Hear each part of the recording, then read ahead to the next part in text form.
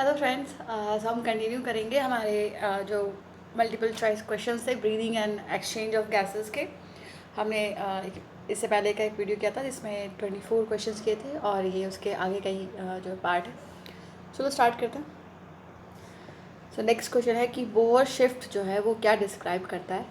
तो Bohr shift जो है बोहर इफ़ेक्ट है, ये डिस्क्राइब करता है जो पीएच है उसकी action on oxygen binding curve पे। यानी पीएच का क्या इफ़ेक्ट होता है ऑक्सीजन बाइंडिंग कर्व पे। तो यहाँ पे जो पीएच डिक्रीज हो जाती है तो यहाँ पे जो कर्व है वो राइट की ओर शिफ्ट हो जाता है। जो ऑक्सीजन इक्विलिब्रियम कर्व है उसके राइट में शिफ्ट हो जाता है ये। सो ये क्या शो करता है, the rightward shift of entire oxygen equilibrium curve when pH falls. Next is the movement of oxygen and carbon dioxide between the blood and in the tissue capillary and the cells in the tissue depend mostly directly upon. So ये जो flow है, जो exchange है oxygen और CO2 का, ये किस पर डिपेंड करता है? ये हमेशा जो ऑक्सीजन और CO2 का जो पार्शियल प्रेशर ग्रेडियंट है उस पर ये डिपेंड करेगा। Diffusion of O2 and CO2 down partial pressure gradient. Next question, the function of the mucus elevator in the mammalian respiratory system is to. So mucus elevator का जो क्या है function होता है कि ये मैकेनिज़्म जो है वो बहुत इंपॉर्टेंट होती है, जो कि एयर जो है उसको क्लीन करती है। Cleansing role for the mammalian respiratory system. So ये ट्रैप होता है and remove particulate matter that has entered the respiratory system. Option D. Next, oxygen binding curve for myoglobin in steep and shifted to left of the same curve of hemoglobin. This indicates that, तो ये क्या indicate करता है कि जो left shift है oxygen binding curve का, इसका मतलब है कि जो पिगमेंट है the pigments operate at lower partial pressure जो है ऑक्सीजन का उसकी लोअर वैल्यूज़ पे जो है ये काम कर रहे हैं। So myoglobin pick up and release O2 at the lower partial pressure of oxygen values than does hemoglobin. Next है यहाँ पे ग्राफ दे रखा है हमको।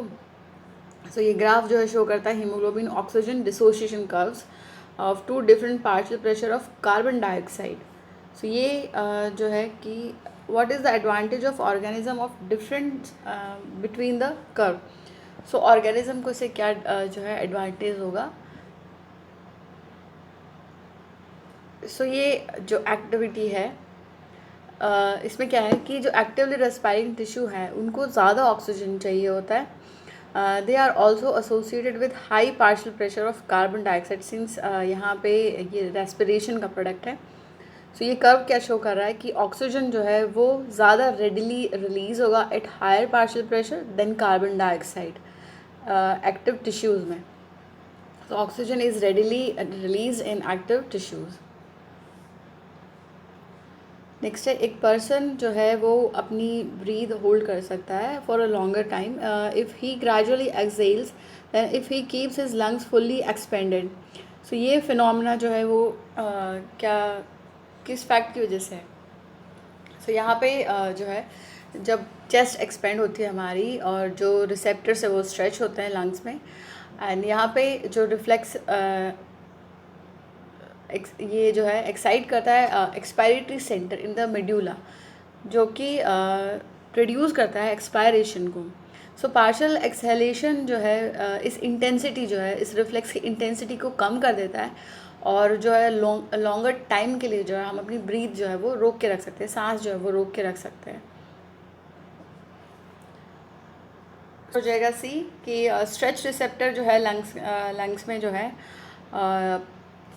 वो इस रिफ्लेक्स को जो है कम कर देते हैं जो मेडुला ऑब्लोंगेटा में हमारे प्रेजेंट है और इस तरह से जो है हम जो इनपुट है एक्सपायरेशन का वो कम हो जाता है और हम अपनी सांस जो है वो लंबी देर तक रोक के रख सकते हैं। Next the alveoli contain specialise cells that secrete a phospholipoprotein complex known as pulmonary surfactant. So the function of pulmonary surfactant is, तो इसकी क्या फंक्शन होती है पल्मोनरी सर्फेक्टेंट की। सो ये क्या होता है कि to decrease the surface tension of the alveoli making it easier to expand them.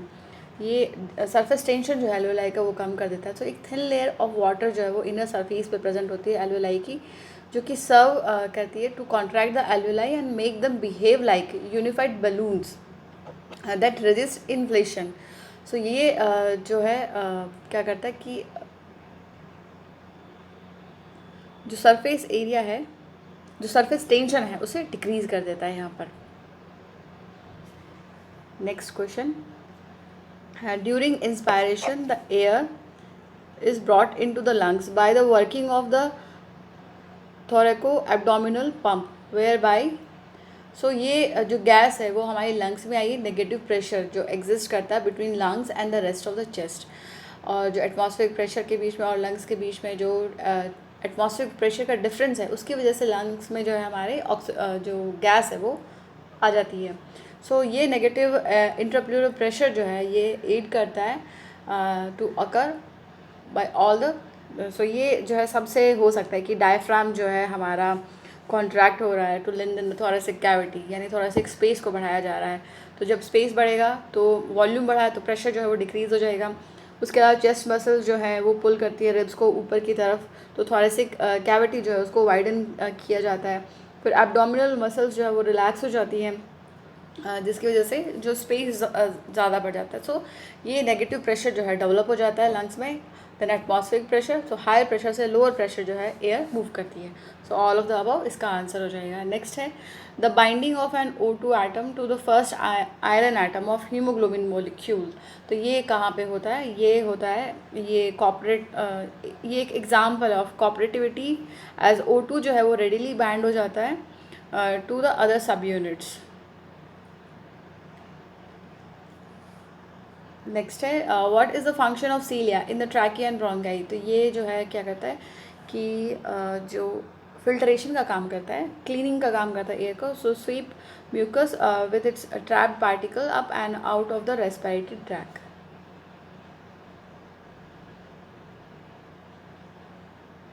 Next है shift in O2 binding capacity of haemoglobin as a function of pH is known as. तो pH का जो था वो होता है Bohr effect. pH की वजह से जो है ये ऑक्सीजन बाइंडिंग कैपेसिटी जो है वो चेंज होती रहती है। So change in pH due to accumulation of acidic metabolites result from increase cell activity. So ये जो है बेसिस है बोहर इफेक्ट का। नेक्स्ट है the most important function of diaphragm is. तो डायफ्राम का मोस्ट इम्पॉर्टेंट फंक्शन क्या है? ये होता है कि ये वेंटिलेशन में एड करता है हमारे। नेक्स्ट है what is which is not a structure of the respiratory system. So respiratory system का जो स्ट्रक्चर नहीं है वो है हायर्ड। हायर्ड जो है हमारी एक बोन होती है यू शेप की, जो स्केलेटल सिस्टम का पार्ट है, और ये सपोर्ट करती है हमारी लैरिंग्स और टंग को। ये स्कल का ही जो है पार्ट होता है, इस तरह से जो है हमारी नेक पे लगी रहती है। नेक्स्ट क्वेश्चन है हमारा the alveoli of the lung do not contain air because. तो एल्वेलाई में जो है वो एयर क्यों नहीं होती है? क्योंकि यहाँ पे जो है डेड स्पेस रहता है in trachea and bronchi. There is a dead space in trachea and bronchi. So वहाँ पे जो एयर है वो प्रेजेंट होती है। Next, which of the following is not a reason that breathing air is easier than breathing in water. So सांस लेना जो है वो हवा में आसान होता है देन वाटर। ऐसा इनमें से कौन सा रीज़न नहीं है? सो ये है कि given volume of air is easier to move across the respiratory organ than the same volume of air water. ये बिल्कुल सही है। Air holds more oxygen per unit volume than water, ये भी बिल्कुल सही है, क्योंकि वाटर में जो है कम ऑक्सीजन डिजॉल्व रहता है। And water breathers have a difficult time ridding of themselves of CO2 because CO2 doesn't dissolve well in water. तो ये जो है इसमें गलत है, ऐसा नहीं है। सो वाटर ब्रीदिंग जो है वो मोर डिफ़िकल्ट होती है देन एयर ब्रीदिंग, क्योंकि यहाँ पे हाई डेंसिटी होती है वाटर की, जो कि इसको ज़्यादा जो है हमारे लिए मुश्किल बना देता है सांस लेने में। So it is more expensive to move across the respiratory surface than air.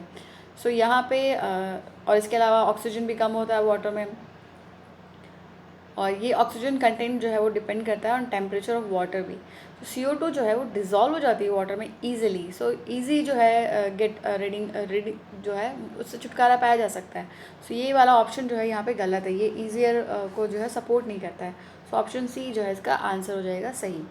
Next है which of the following represent a large volume of air than in normally found in the resting tidal volume of a human lung. So यहाँ पे जो है residual volume, inspiratory reserve volume और expiratory reserve volume, ये सारे के सारे जो है टाइडल वॉल्यूम से ज़्यादा होते हैं। सो ऑल ऑफ द अबव हो जाएगा। अब यहाँ पे हमको एक ग्राफ दे रखा है जहाँ पे 4 डिसोसिएशन कर्व हैं। यहाँ पे दे रखा है saturation of percentage of saturation of blood with oxygen, और यहाँ पे पार्शियल प्रेशर ऑफ ऑक्सीजन दे रखा है। सो ये कौन सा जो कर्व है वो रिप्रेजेंट करेगा oxygen dissociation curve for myoglobin. So oxygen का जो मायोग्लोबिन वाला है वो ए वाला जो है वो शो करेगा, ये वाला, क्योंकि मायोग्लोबिन जो है उसमें सिर्फ एक ही हीम ग्रुप होता है और यहाँ पे कोई भी जो है कोऑपरेटिव बाइंडिंग नहीं होती है। सो ये इसकी जो शेप है डिसोसिएशन कर्व की वो हाइपरबॉलिक होगी देन सिग्मॉइड। बाकी के सारे जो है वो सिग्मॉइड है, ये एक हाइपरबॉलिक कर्व है जो कि मायोग्लोबिन वाला शो करेगा। सो मायोग्लोबिन की जो एफिनिटी होती है ऑक्सीजन के साथ बाइंड करने की वो बहुत ज़्यादा होती है। और ये जो है ऑक्सीजन को रिलीज़ नहीं करता जब तक कि लो ऑक्सीजन टेंशन, बहुत ज़्यादा लो ऑक्सीजन टेंशन ना क्रिएट हो जाए तब तक। नेक्स्ट है functional residual capacity can be represented as. तो फंक्शनल रेजिडुअल कैपेसिटी जो है वो है RV प्लस ERV।